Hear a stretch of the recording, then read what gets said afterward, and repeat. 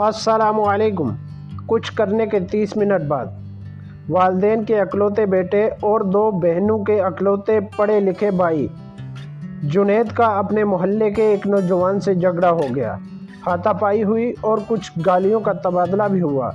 जुनैद घर आया, फैसला कर लिया और अलमारी से पिस्तौल निकाल लिया। अचानक उसे अपने एक दोस्त की नसीहत याद आ गई। दोस्त ने उसे ऐसा कोई भी इंतहाई कदम उठाने से पहले 30 मिनट के लिए वारदात के बाद की सूरत हाल तस्वुराती तौर पर देखने का कहा था।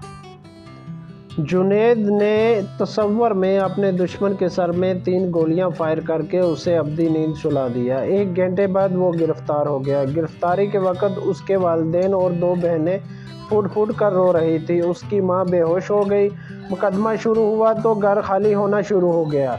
एक के बाद एक चीज़ बिकती गई। बहनों के पास तालीम जारी रखना नामुमकिन हो गया और उनके डॉक्टर बनने के ख्वाब मुकदमे की फाइलों में खर्च हो गए। बहनों के रिश्ते आना बंद हो गए और उनके सरों में चांदी उतरने लगी। जेल की सलाखों के पीछे हर हफ्ते वालिदैन और बहनें मुलाकात के लिए जाते।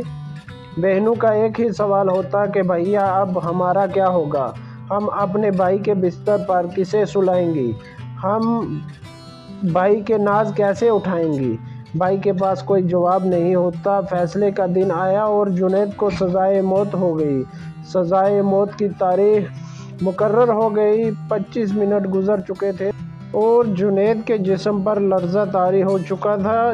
जेल में वो अपनी मौत के कदम गिन रहा था और घर में वालिदैन और बहनें अपने कर्ब और अज़ियत के जहन्नम में झुलस रहे थे। जुनैद की आंखों पर काली पट्टियां बांधी दी गई और उसे फांसी घाट की तरफ ले जाया गया। 29 मिनट हो चुके थे। फांसी घाट पर पैर रखते ही 30 मिनट पूरे हो गए।